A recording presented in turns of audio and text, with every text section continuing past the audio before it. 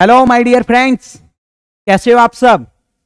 उम्मीद है सभी बढ़िया होंगे, खैरियत होंगे, एकदम बढ़िया तरीके से। बस सीट पर बैठ जाओ, अपने फोन में उल्टी सीधी चीजें देखना बंद करो, डायरेक्ट क्लास पर ध्यान दो, ठीक है।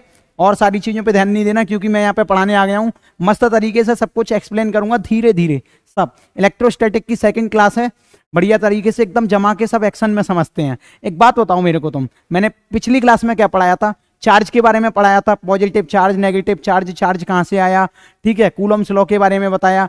अगर आपने मेरा पहला लेक्चर नहीं देखा तो उसे देख लेना। अब यहाँ पे दूसरी क्लास करते हैं, शुरुआत करते हैं। तो कूलम्स लॉ में मैंने तुमको क्या बताया था? एक तो पहले तो इलेक्ट्रोस्टैटिक के बारे में समझा दिया था, फोर्स के बारे में। उसके अलावा मैंने बताया था कूलम्स लॉ की वेक्टर फॉर्म कैसे लिखी जाती है। अब कूलम्स लॉ में उस दिन लिमिटेशंस बच गई थी, लिमिटेशंस पे बात करेंगे। लिमिटेशन क्या है? देखो, कूलम लॉ ना सिर्फ रेस्ट चार्ज पर वैलिड है। तो यहां पे लिख लो, it is valid if two charges are at rest, ठीक है। जिन दोनों चार्जेस के बीच में फोर्स लग रहा है, जिन दोनों चार्जेस के बीच में फोर्स लग रहा है, वो चार्जेस अगर रेस्ट पर हैं तो वैलिड है ये, ठीक है। तो क्या ये वैलिड है? यस, टिक कर दो, वैलिड है। अगर if one charge is in motion and another charge is at rest, तो भी वैलिड है। लेकिन दोनों चार्ज जू जू जू जू जू जू करके मोशन में है तो ये वैलिड नहीं होगा, ठीक है। एक चार्ज मोशन में, एक रेस्ट में, तो भी वैलिड है, ठीक है। समझ में आ गई? और दोनों रेस्ट में तो भी वैलिड है, लेकिन दोनों चार्ज जू जू जू करके घूम रहे हैं तो ये वैलिड नहीं है, ठीक है। समझ में आ गई? अच्छा, तुमने है ना 11th क्लास में एक और चीज पढ़ी होगी, ग्रेविटेशनल फोर्स। ग्रेविटेशनल फोर्स पढ़ी है कि नहीं पढ़ी? अरे हाँ बोल दो यार। पढ़ा है 11th में, नहीं पढ़ा तो अब पढ़ लो। और इलेक्ट्रोस्टैटिक फोर्स ये हो गया। ये कूलम भाई साहब ने दे दिया और ये न्यूटन भाई साहब ने दे दिया। तो यहाँ पे कूलम भाई साहब ने क्या किया, ऐसे करके टीप लिया, जैसे तुम टीपते हो ना अपने बगल वाले की कॉपी में, ऐसे एग्जाम के टाइम ऐसे ही। तब ग्रेविटेशनल फोर्स आया ना, सेम उसी की जस्ट कॉपी है। देखो, आप सबको पता होगा एफ जी जो होता था वो होता था -G m1 m2 upon r square, inversely proportional to square of r, ये भी। और इलेक्ट्रोस्टैटिक फोर्स है जो, वो क्या है? K Q1 Q2 upon r square, same है ना। यहाँ पे भी ये कॉन्स्टेंट है जी, यहाँ पे एक कॉन्स्टेंट है K, ठीक है। सबकी वैल्यू पता है, इसकी 6.6 × 10⁻⁻11 होती है, पता है ना? नहीं पता तो सुन लो आप। ये इलेक्ट्रोस्टैटिक फोर्स है। लेकिन जो ग्रेविटेशनल फोर्स है उस पर माइनस का साइन लगा है, इसका मतलब ये क्या है? ये ऑलवेज अट्रैक्शन फोर्स होगा। It is only attraction force. समझ रहे हो ना? Gravitational force attraction force. क्यों? क्योंकि जितनी भी चीजें हैं अपने आसपास, जिसके पास मास है, अच्छा बॉडी तो कोई भी हो उसके पास मास तो होगा ही, जाहिर सी बात है। तो वो सारी चीजें एक दूसरे को अपनी तरफ खींचती रहती हैं। हम अपने आसपास ये ऑब्जर्व नहीं कर पाते हैं। क्यों? क्योंकि हमारा ना मास बहुत छोटा है, मास जो है वो बहुत कम है। लेकिन बहुत ज्यादा मास वाली चीज जैसे कि पृथ्वी, सन, मून, ये है ना, बहुत ज्यादा वेट हो गया इनमें, वो सॉरी बहुत ज्यादा मास हो गया इनमें।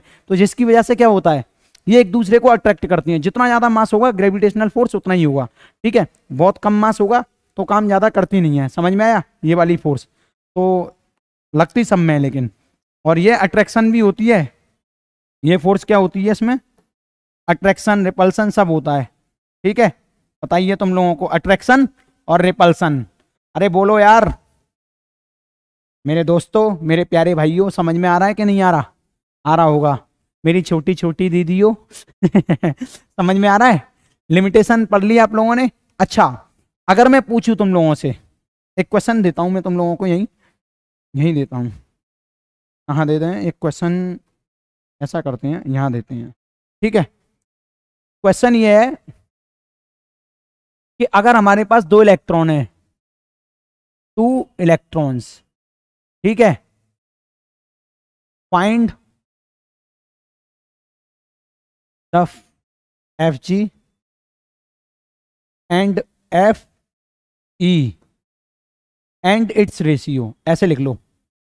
फाइंड द रेशियो ऑफ, ऐसे लिखो इसको, find the ratio of F G and F E. Gravitational force और इलेक्ट्रोस्टैटिक फोर्स का रेशियो बताओ। तो देखो पहले ये बताओ, मास ऑफ इलेक्ट्रॉन मैंने लिखाया था उस दिन, क्या होता है जल्दी बताओ, बताओ फटाफट से क्या होता है। 9.1 इंटू 10⁻⁻31 किलोग्राम, याद है सबको? अच्छा, चार्ज क्या होता है एक इलेक्ट्रॉन पे?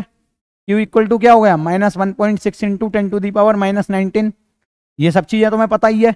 अच्छा, ग्रेविटेशनल फोर्स निकालना है तो कैसे निकालोगे, -G m1 यानी यही है, 2 इलेक्ट्रॉन है तो दोनों की वैल्यू लिख दो यहाँ पे, -31 किलोग्राम। ठीक है, ये तो हो गया m1।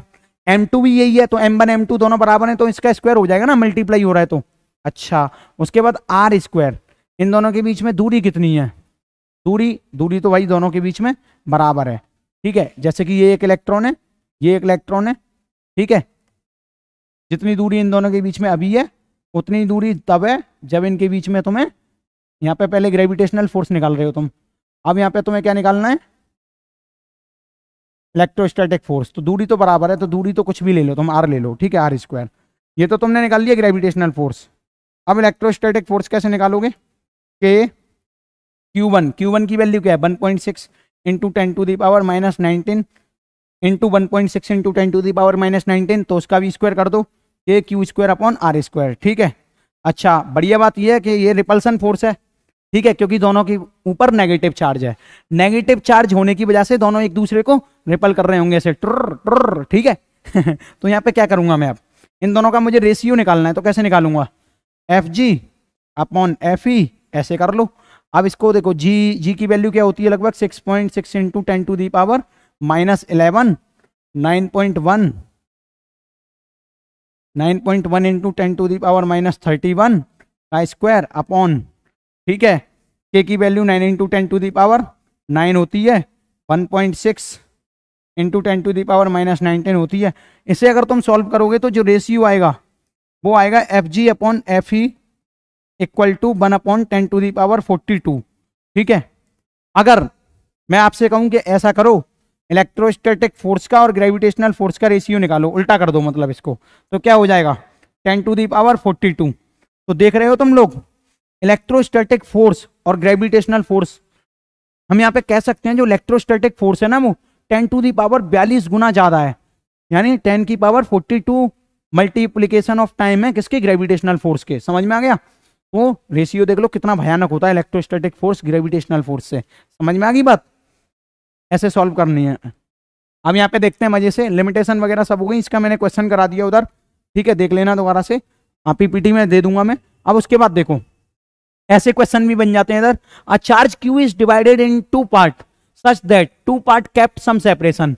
मान लो ये कोई चार्ज है क्यू, ठीक है, अगर मैं इसे काट देता हूं 2 पार्ट में, 2 पार्ट में काट दिया, मान लो पहला पार्ट तो हो गया तुम्हारा क्यू डैश, है ना, और दूसरा पार्ट बचेगा क्या, क्यू माइनस क्यू डैश। ठीक है, अब क्या बोल रहा है, that 2 parts kept some separation, और मैंने इसे कुछ सेपरेट दूरी पर रख दिया जिसको मैंने बोल दिया एक्स।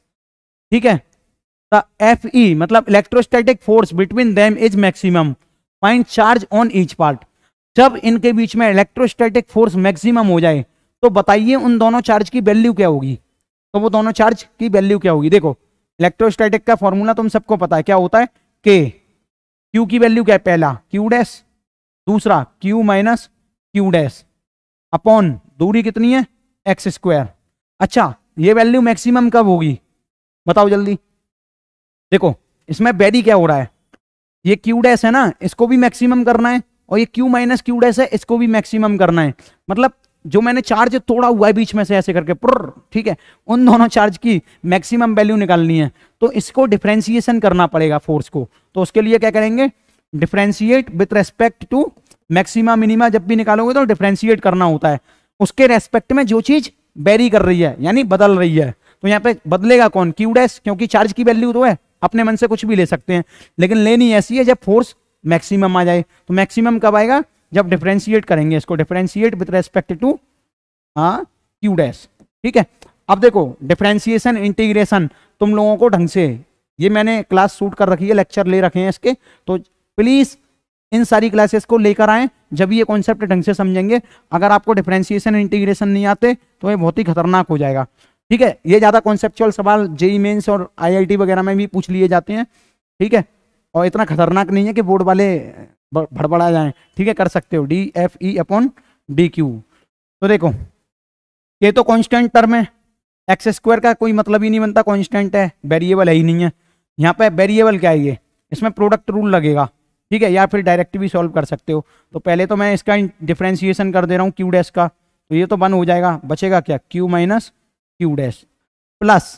अब इस वाले पार्ट का डिफरेंशिएशन करूंगा, पता है ना, फर्स्ट और सेकंड, पहले का डिफरेंशिएशन दूसरा वाला ऐसे ही, अब दूसरे का डिफरेंशिएशन तो पहले वाला ऐसा ही।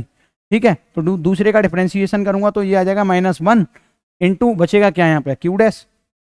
ठीक है, इस तरीके से लिखो। तो अब डिफरेंशिएशन तो कर दिया, जब इसका मैंने डिफरेंशिएशन किया ना इसके रेस्पेक्ट में, तो वो 0 आना चाहिए, जब ये हम मैक्सिमम निकाल पाएंगे। तो K/x² ब्रैकेट बंद, ये हो जाएगा Q माइनस क्यू डैश, ये भी माइनस का क्यू डैश हो जाएगा, देख पा रहे होंगे इसकी शक्ल से। ठीक है, देख पा रहे हो ना, तो ये तो 0 है, ये टर्म मल्टीप्लाई हो रहा है, ये x² इधर चला जाएगा, ये इधर हो जाएगा, तो ये भी पूरा पार्ट 0 हो जाएगा। तो मैं कह सकता हूं ये किसके बराबर है, 0 के बराबर। अब देखना इधर Q minus minus q dash -2Q dash equal to 0। तो यहाँ मैं कह सकता हूँ Q जो आएगा वो आएगा 2Q डैश के बराबर। तो Q डैश की वैल्यू क्या आएगी, Q/2। तो मतलब अगर इन दोनों चार्जेस के बीच में फोर्स हमें मैक्सिमम लेना है, तो जो Q डैश आएगा वो क्या आएगा, Q/2। तो ये क्या हो गया अपना आंसर। अच्छा, ये Q/2 है तो इसको माइनस करो, Q माइनस Q/2 करो, Q माइनस Q/2 करोगे तो क्या आएगा, Q/2। समझ में आ गया। तो आंसर क्या हो गया इसका, भाई साहब दोनों चार्ज जो होने चाहिए ना वो Q/2 होने चाहिए, Q/2। समझ में आई मेरी बात एकदम।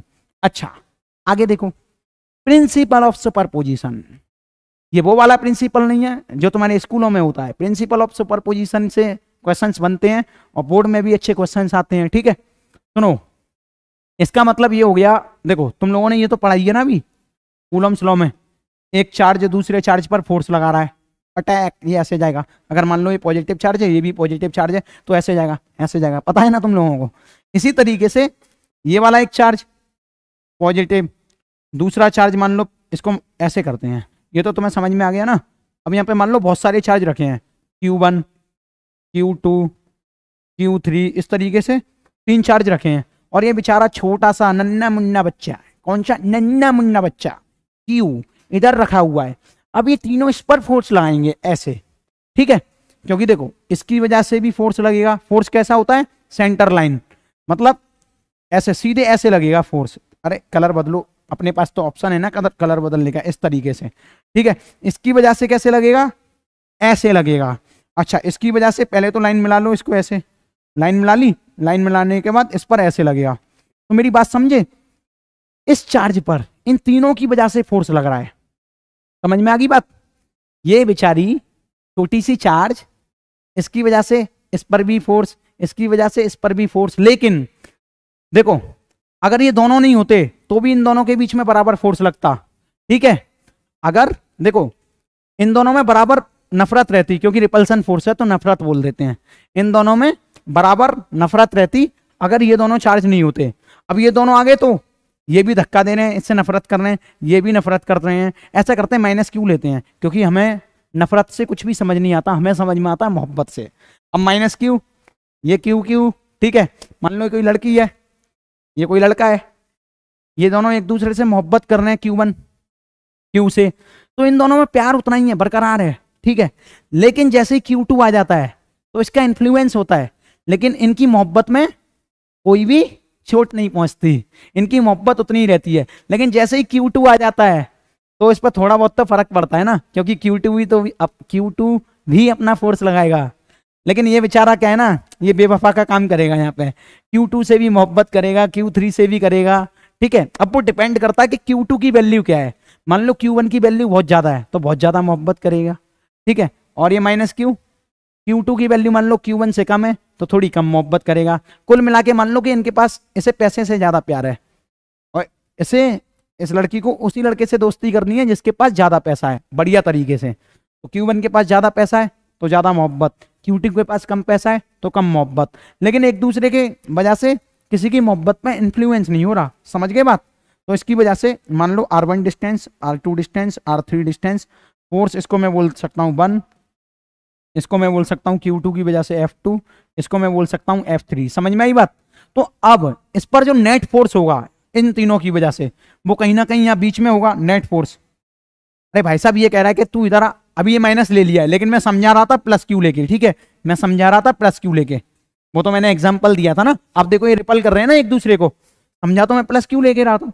तो इसने इधर खींचा, इसने इधर खींचा, मतलब इसने इधर की तरफ धक्का दिया, इसको खींचा नहीं धक्का दे रहे हैं, इसने इधर की तरफ धक्का दिया, इसने इधर की तरफ, इसने इधर की तरफ। तो ये बेचारा इसको समझ में नहीं आएगा कहाँ जाना है, तो इस पर नेट फोर्स लग रहा होगा कहीं ना कहीं इन्हीं के बीच में इधर, इसको बोल देंगे एफ नेट। ठीक है, तो ये जो नेट फोर्स है ना, इसी को निकालने के तरीके को हम क्या बोल देते हैं, प्रिंसिपल ऑफ सुपरपोजिशन। यहां पर ये कहते हैं कि किसी भी वेक्टर को ऐड कर दो, मतलब ये जो फोर्स है ना इनको कैसे ऐड करेंगे, वो प्रिंसिपल ऑफ सुपरपोजिशन के द्वारा बताता है, डायरेक्ट ऐड नहीं करते। Law of vector addition follow होने चाहिए यहाँ पे, वो मैं बताने वाला हूँ। देखो इसी तरीके से बहुत सारे चार्जेस हैं, Q3 QN भी हो सकता है, मतलब number of n number of charges हैं, तो बेचारा इसकी वजह से भी तो फोर्स लगेगा। इसको मैं बोल दूंगा Rn, तो नेट फोर्स क्या हो जाएगा, F नेट। बताओ जल्दी से, F नेट जो हो जाएगा वो हो जाएगा तुम्हारा F1 plus F2 plus F3 dot dot dot Fn। ठीक है, बात सबको समझ में आ गई? तो यही कह रहा है, in the system of n charges the net force on any one charge is the vector sum of the force due to all remaining charges. अगर हमें n नंबर सिस्टम दे रखा है, मतलब डकार आ गई, अगर हमें n नंबर ऑफ चार्जेस का कोई सिस्टम दे रखा है जैसे कि ये है, तो उसमें से किसी भी एक चार्ज पे सारे चार्जेस की वजह से फोर्स लगेगा, और वो फोर्स हमें अगर नेट फोर्स कैलकुलेट करना है तो वो किससे कैलकुलेट करना होगा, वेक्टर सम से। ठीक है, यहाँ पे लॉ ऑफ वेक्टर एडिशन का इस्तेमाल होगा। तो तुम सबको एफ नेट का फॉर्मूला तो पता ही है ना, यहाँ पे F1 की वजह से K Q, इसको मैंने Q बोला है, और F1 किसकी वजह से, Q1 की वजह से, तो K Q Q1 upon R1 square. ठीक है, डायरेक्शन कौन सी होगी, R1। ठीक है, इस तरीके से ऐड हो जाता है ये K Q Q2 upon R2 square, direction कौन सी लेंगे, R2 कैप, यूनिट वेक्टर लेंगे। तो ये चीज तुम्हें समझ में आनी चाहिए बढ़िया से एकदम, R2 वेक्टर। इसी तरीके से K Q Q N upon Rn, अपना यार Q3 भी एडजस्ट कर लेना, जगह नहीं है यहाँ पे। ठीक है, Rn वेक्टर समझ में आ रहा होगा इतना तो इसी तरीके से नेट फोर्स निकालते हैं। अभी ये बोर्ड में आ जाएगा, पूछेगा, डेरिवेशन वगैरह पूछ सकता है, तो कुछ नहीं करना, बस नेट फोर्स ऐसे डायग्राम बना के दिखाने हैं, ऐसे ऐड कर देना है। और इसमें से कॉमन क्या क्या ले सकते हो, KQ1 KQ ले सकते हो ना कॉमन सिर्फ, तो इसको ऐसे भी लिख सकते हो डायरेक्ट, KQ ब्रैकेट बंद Q1 अपॉन R1 स्क्वायर का R1 cap plus Q2 upon R2 square का R2 cap plus Q3 R3 square plus R3 cap, इसी तरीके से Qn upon Rn square Rn cap. समझ में आ गई बात? यहां तक कोई दुविधा, कोई संकट, कोई परेशानी नहीं होनी चाहिए। अब हम इलेक्ट्रोस्टैटिक फोर्स के न्यूमेरिकल सॉल्व करते हैं बढ़िया तरीके से। ठीक है, किस किस टाइप के न्यूमेरिकल बन सकते हैं यहाँ से, तो देखो पहले होते हैं पॉलीगन टाइप के न्यूमेरिकल, जैसे कि तुमको कोई ट्राइंगल दे देगा, ट्राइंगल पर क्या करेगा, चार्ज रख देगा हर कोने पर, वर्टेक्स AVC मान लो। ठीक है, और ये इक्विलेटरल ट्राइंगल है, इक्विलेटरल ट्राइंगल का 60 डिग्री एंगल होता है, सबको पता है, तो उसकी साइड दे देगा A। अब कहेगा कि भाई साहब ये चार्ज सब पर क्या है, Q Q Q। अब ये मालूम क्या बोलेगा, बोलेगा कि ऐसा बताओ कि जो C वर्टेक्स है at point C, find net force, find net force. क्या बताओगे, बताओ। तो देखो ये तो FA है, मतलब इस वाले चार्ज की वजह से इस पर फोर्स लग रहा है, कैसे लगेगा, ऐसे लगेगा, तो मैं बोल सकता हूं FA ऐसे लग रहा है। FA की वैल्यू क्या हो जाएगी, K, चार्ज Q है, ये भी Q है, तो K Q स्क्वायर अपॉन इन दोनों के बीच की दूरी A है। ठीक है, तो इन दोनों के बीच की दूरी A स्क्वायर, डायरेक्शन तुमने अपनी तरफ से निकाल ली, तो ये मैग्नीट्यूड लिखा है मैंने अभी। अच्छा, इसकी वजह से किधर की तरफ फोर्स लगेगा, इस चार्ज की वजह से इस पर इधर ही तो फोर्स लगेगा सीधे, मैंने बोला था सेंटर लाइन लगता है, जैसे लाइन जा रही है वैसे ही लगेगा, ठीक है। तो इसको मैं बोल सकता हूं इस सी वाले पॉइंट पर फोर्स लग रहा है बी की वजह से, तो एफ बी इक्वल टू के क्यू स्क्वायर अपॉन, साइड तो सबकी सेम है, ए स्क्वायर। तो यहाँ पे क्या समझे तुम, एफ ए और एफ बी दोनों इक्वल है, मैग्नीट्यूड तो दोनों के सेम है, तो मैं ऐसे लिख सकता हूँ F A equal to F B equal to F लिख दे रहा हूँ कुछ देर के लिए, ठीक है। तो इसका मतलब ये समझे तुम कि भाई साहब ये और ये दो फोर्स लग रहे हैं, तो इन दोनों का हमें क्या निकालना पड़ेगा, इन दोनों का हमको रिजल्टेंट निकालना पड़ेगा। अब रिजल्टेंट कैसे निकालोगे बताओ, अरे आप सबने वेक्टर फॉर्म में पढ़ा होगा ये वाला formula, F net equal to root के अंदर F one square plus F two square plus 2f1 f2, ठीक है, कॉस थीटा पढ़ा है। और थीटा जो एंगल होता है, थीटा जो एंगल होगा वो क्या होगा, ये वाला दोनों के बीच का एंगल, ठीक है। अच्छा तो यहाँ पे लिखो फिर जल्दी से, एफ नेट क्या हो जाएगा रूट के अंदर, अच्छा दोनों एफ है तो इसको लिख सकता हूं मैं, अरे दोनों का मैग्नीट्यूड तो सेम है ना, तो मैग्नीट्यूड ही लेना है यहाँ पे, एफ स्क्वायर ये भी F square plus 2f square cos theta. अच्छा कॉस थीटा की वैल्यू क्या हो गई, अरे देखो ना यार ये वाली वैल्यू 60 डिग्री है, तो ये भी तो 60 डिग्री हो जाएगी ना, तो यहाँ पे लिख लो cos 60 डायरेक्ट। और cos 60 से सब वाकिफ हो कितना होता है, बता लो जल्दी से कितना होता है, मुझे cos 60 बताओ जल्दी से कितना होता है, अरे बोलो ना यार 1/2 होता है ना। लिखो यहाँ पे कितना हो जाएगा, पहले तो यहाँ से एफ स्क्वायर कॉमन ले लो, डायरेक्ट सॉल्व करते हैं, F square plus F square 2f square plus 2f square into 1/2, 2 से 2 मर जाएगा, तो ये क्या आएगा 3, रूट के अंदर 3f आ जाएगा, स्क्वायर है ना तो स्क्वायर से रूट मर जाएगा, √3 f की वैल्यू क्या है के क्यू स्क्वायर अपॉन ए स्क्वायर। तो ये इसका आंसर हो गया सिंपल सा नेट फोर्स निकालने के लिए। तो इस तरीके से क्वेश्चंस आएंगे और सॉल्व भी करने हैं, ठीक है। बढ़िया लगा ये क्वेश्चन, चलो आगे वाला क्वेश्चन करता हूं अब मैं। ये कौन सा क्वेश्चन है, ये कहाँ कर दिया था मैंने, find the ratio of F G, अच्छा ये तो मैंने पहले ही बता दिया तुम्हें, ठीक है। अब इससे थोड़ा सिंपल क्वेश्चन देते हैं, इन दोनों के बीच में फोर्स लग रहा था ना ऐसे बच्चों वाला क्वेश्चन, Q1 इक्वल टू क्या दे दूं मैं यहाँ पे 4 कूलम दे सकता हूँ, माइक्रो कूलम लिखो माइक्रो कूलम, और Q2 दे रखा है यहाँ पे 8 माइक्रो कूलम, और इसके बीच में दूरी दे रखी है 2 मीटर। तो बताओ एफ नेट कितना होगा, दोनों पॉजिटिव चार्ज हैं, डायरेक्शन भी पूछेगा ये, तो क्या फॉर्मूला लाओगे, के Q1 क्या है 4 माइक्रो कूलम को कैसे लिख सकते हो 10⁻⁻⁶, अरे 1 माइक्रो कूलम में कितना हो गया कूलम 10⁻⁻⁶, तो वही लिखा है यहाँ पे 8 × 10⁻⁻⁶ कूलम। समझ में आ रही है बात, नीचे स्क्वायर ले लो 2 का, भाई साहब समझ में आ गया, के Q1 Q2 upon r square, के की वैल्यू समझ में आ रही है क्या लेनी है 9 × 10⁹। तो ऐसे बच्चों वाला सवाल करवाना था क्या, ऐसे सवाल चाहते हो क्या करवाऊं, नहीं बिल्कुल नहीं, ठीक है, ढंग से लेवल के सवाल करेंगे, ये बच्चों वाले सवाल रफ कर देते हैं, नोट्स में अच्छे भी नहीं लगेंगे। अच्छा अब मेरे को ये बताओ तुम लोग, अगर मैं यहां पर एक स्क्वायर ले लूं, इस तरीके से पॉलीगन ले रहे हैं ना, एक स्क्वायर ले लूं और मैंने हर पॉइंट ABCD, अच्छे कलर अच्छे इस्तेमाल करेंगे, सब कुछ रंगीन बनाएंगे यार, ऐसे थोड़ा ही है कि ऐसे ही कर दिया जल्दी जल्दी, हाँ चार्ज कलर अच्छे इस्तेमाल करेंगे हम, ABCD, ठीक है, 4 साइड होती हैं, स्क्वायर है ये। अच्छा मैंने कह दिया कि Q और इस पर रखा है -Q चार्ज, तो बताइए इस -Q पर फोर्स लगाना है, कैसे लगाओगे, देखो ये क्यूब है ये भी क्यूब है, ये इन दोनों में क्या है मोहब्बत या नफरत, अरे माइनस प्लस क्या होगा अट्रैक्शन, तो मोहब्बत, तो ये इधर दूर न जाके अब किधर जाएगा पास, तो भाई साहब ये पास आ गया, इसको लिख दूंगा मैं, फोर्स किसकी वजह से लग रहा है डी की वजह से, इसकी वजह से ही लग रहा है ना, इन दोनों में क्या है बताओ मोहब्बत या नफरत, अरे मोहब्बत, तो इसके पास जाएगा ना ये ऐसे, पास भेज दो इसको भी, ठीक है। ये किसकी वजह से लग रहा है सी पर फोर्स, एफ बी की वजह से, अरे देखो सी पर फोर्स लग रहा है ना बी की वजह से, नेट फोर्स तो हमें सी पे निकालना है, कैलकुलेट लिख दे रहा हूं, calculate F net at point C, ये क्वेश्चन है, तो कैसे निकालोगे, अच्छा लेकिन एक और दिक्कत है, ये भी तो अपने पास ही है, इसकी वजह से भी तो लग रहा होगा ना इस पे फोर्स। देखो प्रिंसिपल ऑफ सुपरपोजिशन क्या कह रहा है, किसी भी सिस्टम पर n चार्जेस हैं, ठीक है, अगर उसमें से हम किसी एक पर फोर्स निकालना चाहते हैं, तो बाद बाकी के जितने भी बचे हैं उन सब की वजह से फोर्स आएगा। जैसे कि इस पे मैं फोर्स लगा रहा हूँ, हाँ निकालना हूँ यानी कैलकुलेट करना चाह रहा हूँ, तो इसकी वजह से भी, इसकी वजह से भी, इसकी वजह से भी, तीनों की वजह से। तो पहले तो इन दोनों को मिला दो, ऐसे ही तो मिलेंगे डायगनली, मिल गए साहब।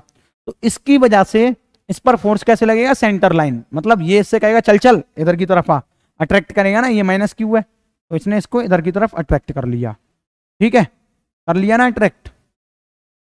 अच्छा इसको क्या बोल दूंगा मैं, फोर्स पी पे किसकी वजह से लग रहा है, ए की वजह से, ठीक है। तो अब तुमको डायरेक्शन तो पता चल गई फोर्सेस की। अच्छा ये इधर खींचेगा, ये इधर खींचेगा। अच्छा तो एक दिक्कत है, मैग्नीट्यूड इसका क्या लिखूंगा, के, सबके बीच में डिस्टेंस तो ए ही है क्योंकि स्क्वायर की सबकी डिस्टेंस सेम रहती है साइड की, है ना। तो के क्यू, क्यू मतलब ये वाला चार्ज, माइनस में कोई बात नहीं, लेकिन हमने अपनी तरफ से डायरेक्शन ले लिया है तो हम सिर्फ मैग्नीट्यूड निकाल लेना कि डायरेक्शन अभी। तो के क्यू ये वाला चार्ज और क्यू ये वाला चार्ज, तो के क्यू स्क्वायर, इन दोनों के बीच की दूरी देखो, मैं एफ भी निकाल रहा हूं अभी, इसके बीच की और इसके बीच की ए स्क्वायर, ठीक है, comma F D. F D क्या हो जाएगा, देखो ये भी क्यू, ये भी क्यू, डायरेक्शन किधर है, इधर की तरफ, हमें पता है। हम अभी माइनस साइन इसीलिए नहीं ले रहे क्योंकि अगर मैं माइनस साइन ले लूंगा तो दिक्कत हो जाएगी। अभी सिर्फ मैं मैग्नीट्यूड ले रहा हूं, डायरेक्शन तो मैं वेक्टर की फॉर्म से निकाल दूंगा, ठीक है। एफ डी क्या हो जाएगा यहाँ पे बताओ जल्दी, क्यू क्यू यानी के क्यू स्क्वायर अपॉन ए स्क्वायर। अच्छा एफ ए कैसे निकालोगे, एफ ए, एक बात बताओ मेरे को, एफ ए ऐसे जा रहा है तो डिस्टेंस तो इन दोनों के बीच की लेनी है, ये हमारे पास एक स्क्वायर है, सबको पता होगी ये ए है, ये ए है, तो ये क्या हो जाएगी √2a, समझ में आ गई बात, √2a डिस्टेंस है तो इसको क्या लेंगे, के क्यू स्क्वायर अपॉन √2a, ये वाली डिस्टेंस लेनी है ना कि अब ये ऐसे कोई और डिस्टेंस नहीं लेनी, इन दोनों के बीच की डिस्टेंस ले लो √2a का स्क्वायर, चुर्र, ओके यहां तक कोई समस्या नहीं। तो इसको सॉल्व कर लो, के Q square upon 2a square, ठीक है। अच्छा अब यहां पे मैं नेट फोर्स निकालना चाह रहा हूं, नेट फोर्स, और डायरेक्शन भी बताना है। नेट फोर्स कैसे निकालेंगे, देखो तुम सबको पता है ये इधर जा रहा है, ये इधर जा रहा है, मतलब जो एफ बी है वो इधर की तरफ है, एफ ए इधर की तरफ है, और इन दोनों के बीच में 90 डिग्री का एंगल है, कितना 90 डिग्री। तो पहले तो इन दोनों की वजह से क्या निकालोगे, एफ नेट निकालोगे, एफ नेट। अच्छा मैग्नीट्यूड देखना दोनों के बराबर है ना, तो मैं ये बोल सकता हूं ना F A equal to F D, मतलब इनका जो मैग्नीट्यूड होगा मैं उसको एफ बोल दे रहा हूं थोड़ी देर के लिए क्योंकि बराबर है। तो मैं यहाँ पे कह सकता हूं ये एफ है, ये भी एफ है, ठीक है, रूट के अंदर F square plus F square plus, अब मैं क्या करूंगा 2FA/FB cos theta, cos theta क्या होता है, थीटा इन दोनों के बीच का एंगल यानी cos 90, cos 90 की वैल्यू क्या हो जाएगी, देखो 2f स्क्वायर cos 90, cos 90 तो 0 हो जाएगा, 0। तो इस बात को तुम याद कर लो यही डायरेक्ट, जब भी कभी दो वेक्टर के बीच में 90 डिग्री का एंगल होता है ना तो उसके मैग्नीट्यूड का स्क्वायर कर देते हैं, बस ऐसे ही जैसे यहाँ लिख रहा है, उसको रूट में ले लेते हैं, है ना, तो वहां से नेट निकल आता है, एफ नेट कितना आएगा, दोनों बराबर है ना ये, तो 2√2f आ जाएगा, ठीक है।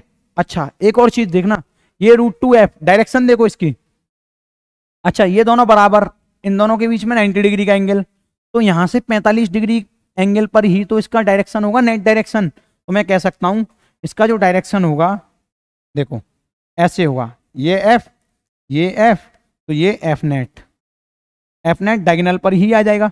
लेकिन तुम देख रहे हो ये ऐसे जा रहा है तो तुम्हारा फोर्स एफ ए भी ऐसे ही जा रहा है, तो टोटल अब निकालो यहाँ पे F net, F dash net बोल लो इसको, जो टोटल नेट फोर्स है वो कैसे आएगा, √2f प्लस ये वाला फोर्स जो है, अच्छा इसकी एफ की वैल्यू लिख लो ना यहाँ पे डायरेक्ट, के क्यू अपॉन ए स्क्वायर, ठीक है, यहाँ पे भी डायरेक्ट लिख लो के क्यू अपॉन ए स्क्वायर। अच्छा प्लस कौन सा प्लस करना है हमें, एफ ए, एफ ए क्या है जल्दी बताओ, के Q square upon 2a square, ठीक है, के Q square upon 2a square.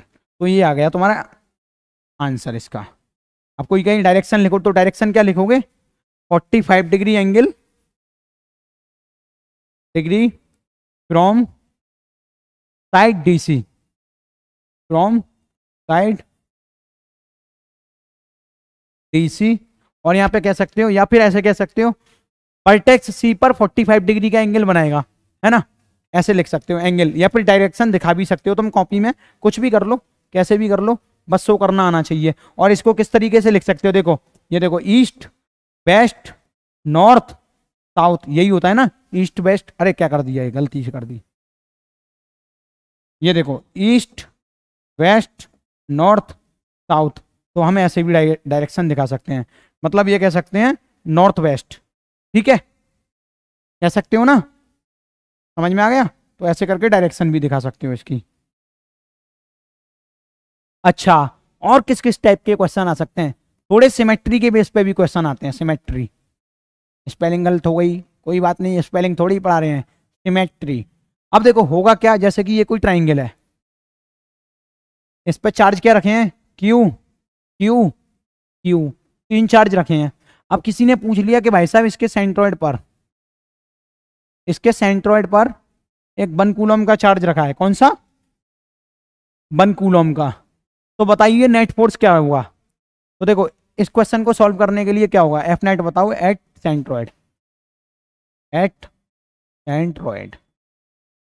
बताओ, तो क्या होगा, देखो ये क्यू और ये 1 कूलम, तो एक दूसरे को ये क्या करेंगे, रिपल करेंगे, अरे पॉजिटिव पॉजिटिव चार्ज, और ये भाई साहब क्या कहेंगे, मास है, चलो चलो दूर हट जाओ, ये भी दूर भागे, इन मासा ने बोला ओए, इन्होंने भी उंगली कर दी, चलो चलो दूर हट जाओ, ये भी दूर चले गए, इस तरीके से, समझ में आ रही है बात। तो ये एक दूसरे को सब रिपल करेंगे, तो हुआ क्या, इस पॉइंट पर 3 फोर्स लगे, एक तो ऐसे लगा, एक ऐसे लगा, एक ऐसे लग रहा है, और इन दोनों का मैग्नीट्यूड बराबर है, इन दोनों का मैग्नीट्यूड बराबर है, एफ एफ एफ, ठीक है, तीनों का ही बराबर है क्योंकि चार्ज सबके सेम है, समझ में आ रही है बात।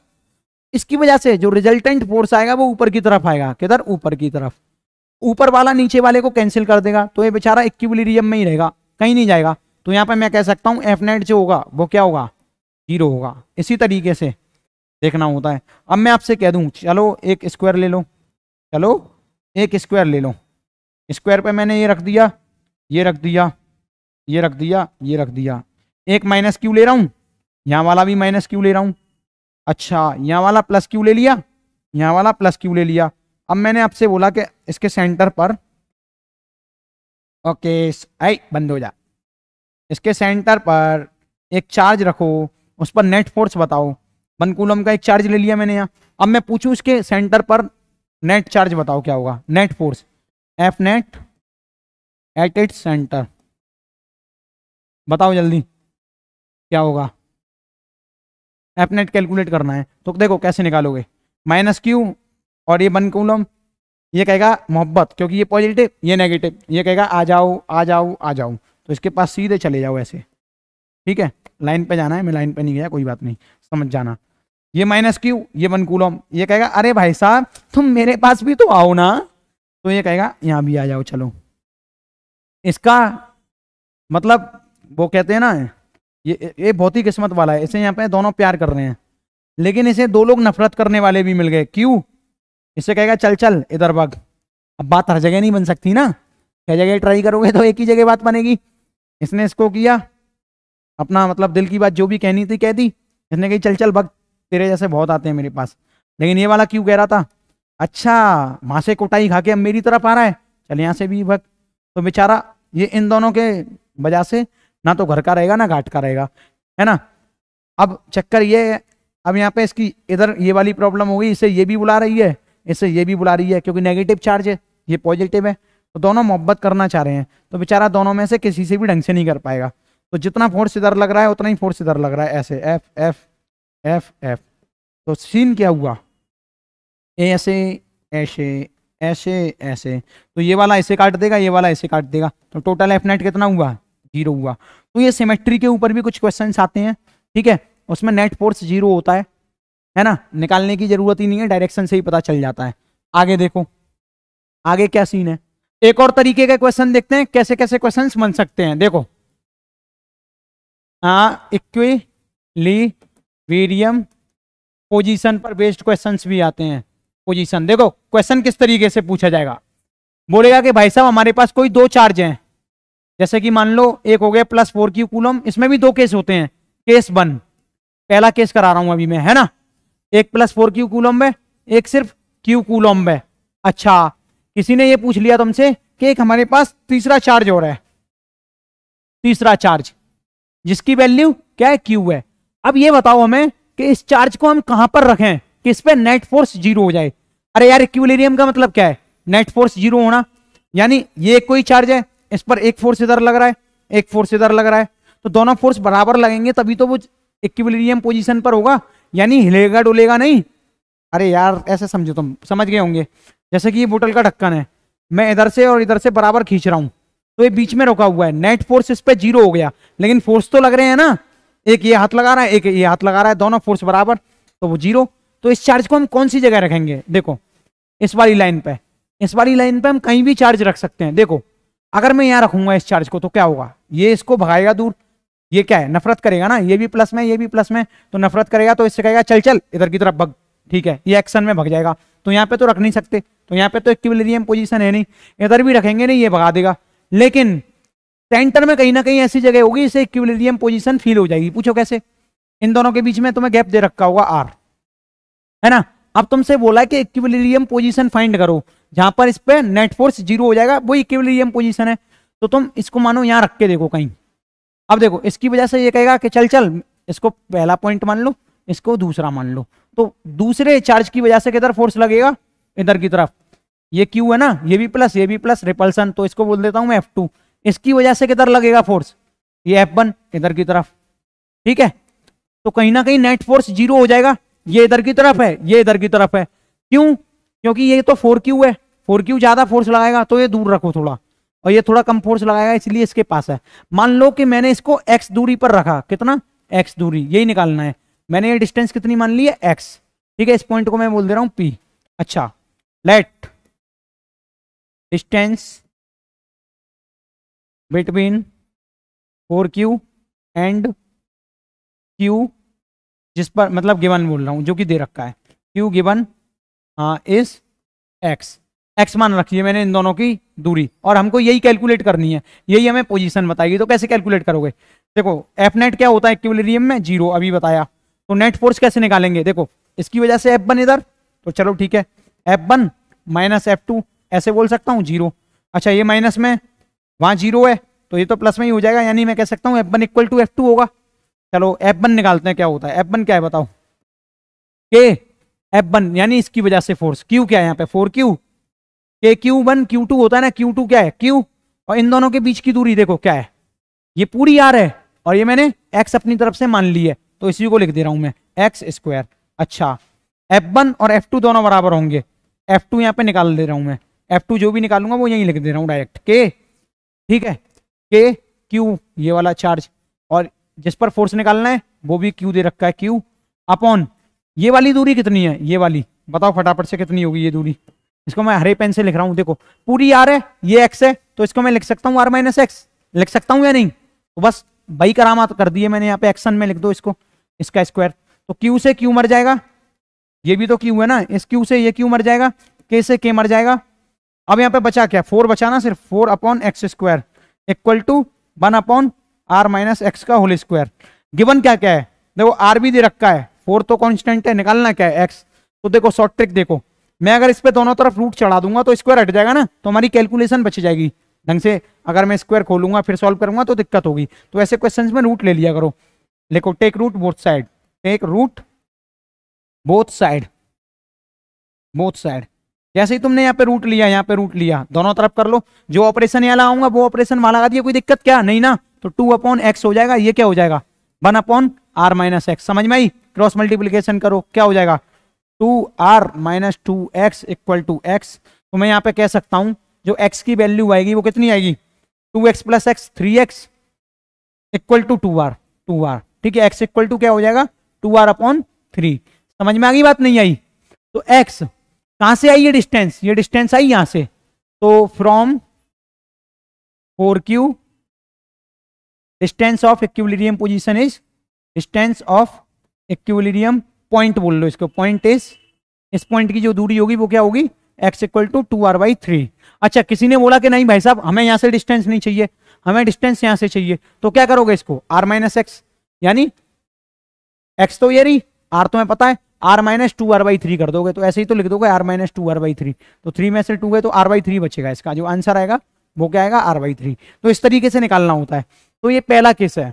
देखो पहला केस क्या कहता है, अगर हमें इक्विलिब्रियम पोजीशन निकालनी है, अगर दो पॉजिटिव चार्ज हैं, अरे इंग्लिश में ही लिखाता हूं नहीं तो घबरा जाओगे, if both are positive charge, ठीक है, then equilibrium point is located in between them. मतलब ये पॉइंट याद कर लो, अगर दो पॉजिटिव चार्ज हैं फिर तुमसे बोला गया है कि उसमें इक्विलिब्रियम पॉइंट फाइंड करो, इक्विलिब्रियम पोजीशन फाइंड करो, तो दोनों के सेंटर में होगा, ठीक है। तो आंख बंद करके जब भी दो पॉजिटिव चार्ज हो अपनी तरफ से ऐसे करना है, ऐसे करना है, कुछ भी चार्ज हो, 8q हो, ये मान लो 2q है, तो अपनी तरफ से पहले यहाँ पे एक पॉइंट मान लेना है जो कि थर्ड चार्ज यहाँ रखना है तुम्हें, q हो गया 4q कुछ भी हो सकता है, तो इस पर नेट फोर्स निकालना है। समझ में आ गई बात? तो पहला केस ये हो गया। अच्छा दूसरा केस क्या हो सकता है, इसी में ऐड कर दूंगा दूसरा केस समझाने के बाद, ठीक है। देखो दूसरा केस ये हो सकता है, मान लो कि कोई भी दो अपोजिट चार्ज हैं, एक तो ग्रीन हटाओ पहले तो यार, वाइट लो, वाइट बैकग्राउंड अच्छा लगता है। दो कोई भी चार्ज हैं, एक +4q है मान लो, एक -q है, ठीक है, दोनों अपोजिट चार्ज हैं, इन दोनों के बीच की दूरी तुम्हें r दे रखी है।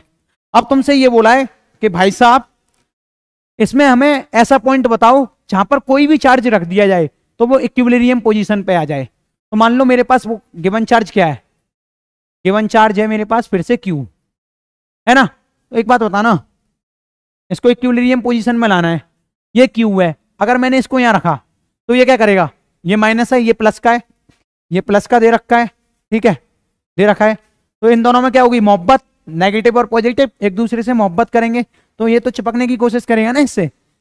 और ये 4q क्या कहेगा, 4q इससे नफरत करेगा, तो इससे कहेगा चल चल तू इधर जा, और ये अपनी तरफ वैसे भी खींच रहा है, तो ये इक्विलिब्रियम में रहेगा क्या, पूरा तो यहीं आ जाएगा, इससे चिपक जाएगा, तो ये इक्विलिब्रियम पोजीशन बीच में कहीं भी नहीं मिलेगी इसे, क्योंकि अगर यहां रखूंगा तो भी धक्का देगा, इसके पास पहुंच जाएगा। लेकिन जब कभी भी अपोजिट चार्ज हो तो ये बात तो तय है कि चार्ज को कहां रखेंगे, बाहर की तरफ रखेंगे। लेकिन यहाँ पे भी केस अलग है थोड़ा, बताऊंगा अभी क्यों। अगर मान लो मैं इस चार्ज को q को यहां रख लेता हूं, है ना, इस q को मैं अगर यहां रख लेता हूं, अच्छा बड़ा q नहीं लेते, नहीं तो कैलकुलेशन में गड़बड़ हो जाएगी, छोटा 2q भी नहीं लेते, q ले लेते हैं, छोटा q ले लेते हैं, ठीक है, नहीं तो ज्यादा कैलकुलेशन हो जाएगी खामा खा। अच्छा एक बात बताओ मेरे को, ये मैंने ले लिया, अब यहाँ पे मैंने x डिस्टेंस ले ली कि भाई साहब x डिस्टेंस इधर रखा है, अगर मैं इसको यहाँ पे लेता हूं तो देखो ये अट्रैक्ट करेगा इसे इधर की तरफ, क्योंकि -q + q अट्रैक्ट करेगा।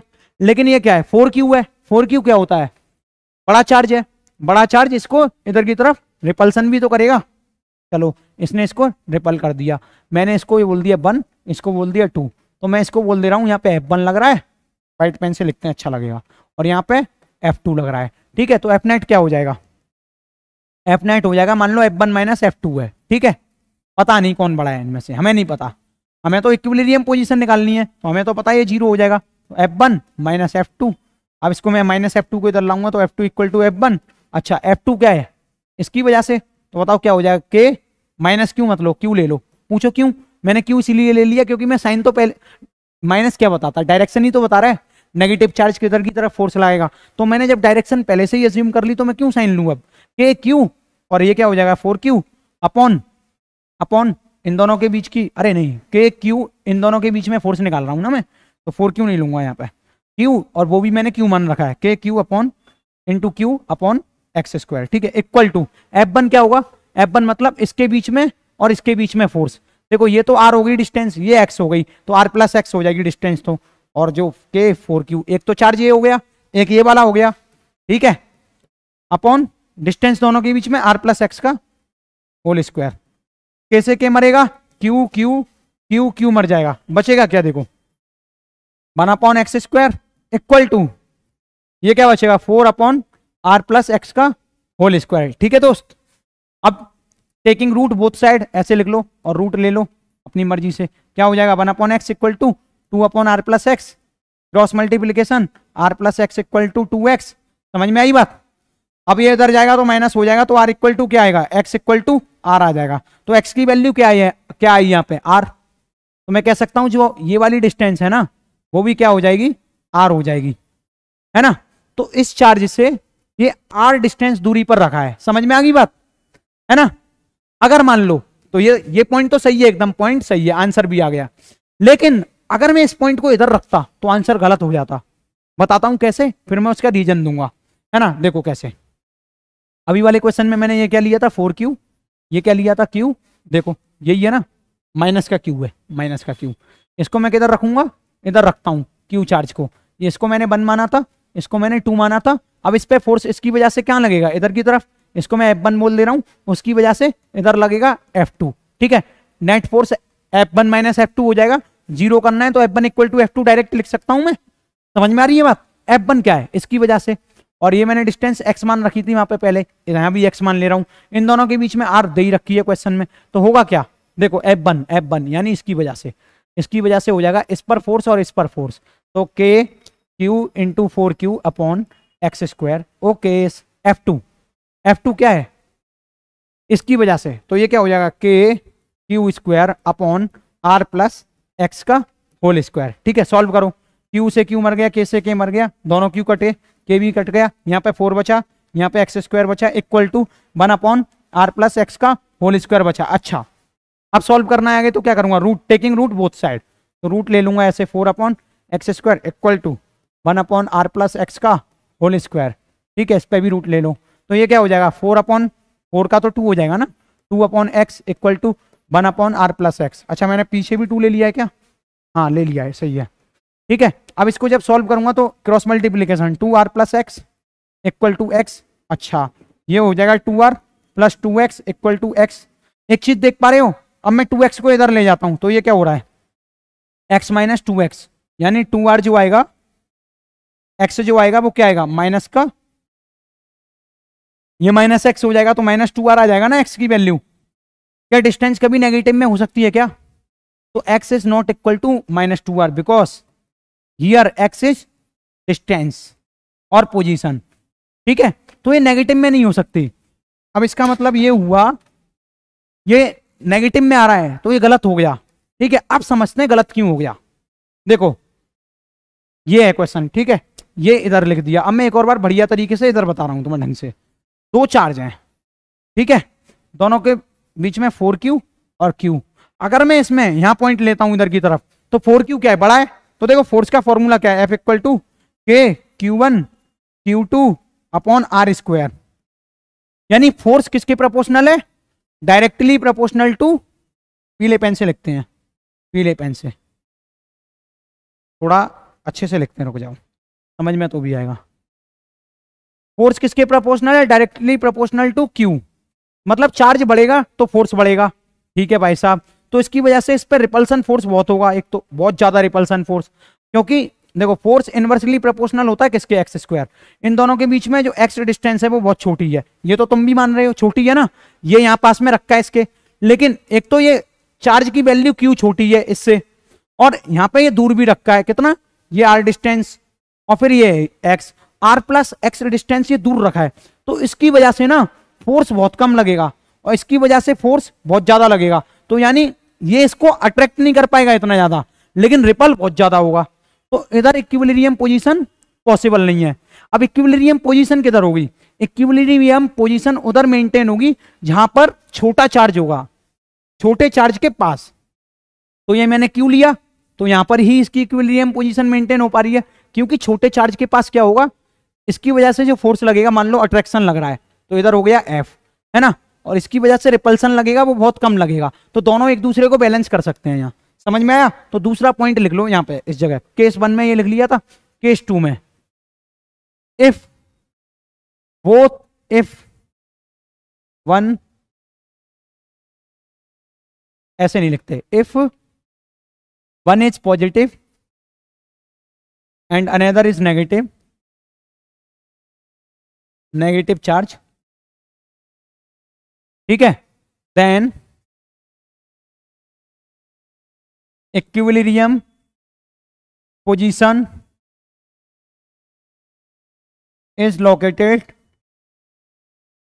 Near small charge. ठीक है, अरे मैग्नीट्यूड वाइज देखना है, डायरेक्शन मत देख लेना कोई। ठीक है, नियर स्मॉल चार्ज, जो स्मॉल चार्ज का मैग्नीट्यूड होगा उधर ही लोकेट करना है। जैसे कि यहाँ क्यू लिया था तो यहाँ r/3। अच्छा, जैसे एग्जाम्पल के तौर पे लिख लो ये, जैसे कि मान लो ये -4 क्यूब है ना, और ये 8 क्यूब है, तो इसमें इक्विलिब्रियम पोजीशन कहाँ होगी, स्मॉल चार्ज के पास। तो इस पॉइंट को इक्विलिब्रियम पोजीशन लेंगे। समझ में आ गया, ये इक्विलिब्रियम पॉइंट इधर कहीं होगा, इस लाइन पर, इधर की तरफ, है ना। इन दोनों के बीच में r डिस्टेंस मानोगे तो इसको अपनी तरफ से x मान के कैलकुलेट कर लेना, जो कि हमने किया है। समझ में आ गई बात। अच्छा, थोड़े और क्वेश्चन समझते हैं इसके ऊपर, और कैसे क्वेश्चंस बनते हैं।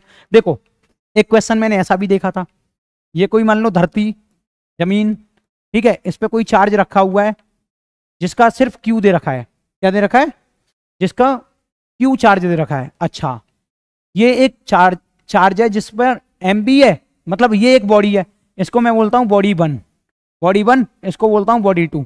इस बॉडी 2 पर सिर्फ क्यू चार्ज दे रखा है, और बॉडी 1 पे मास भी दे रखा है और क्यू भी दे रखा है। अब बोला है कि this body is an equilibrium position. दे रखा है ये क्वेश्चन में कि ये भाई साहब, ये बॉडी जो है इक्विलिब्रियम, अरे स्पेलिंग गलत हो गई तो मैं ऐसे ही लिख लो, इक्विलिब्रियम पोजीशन में।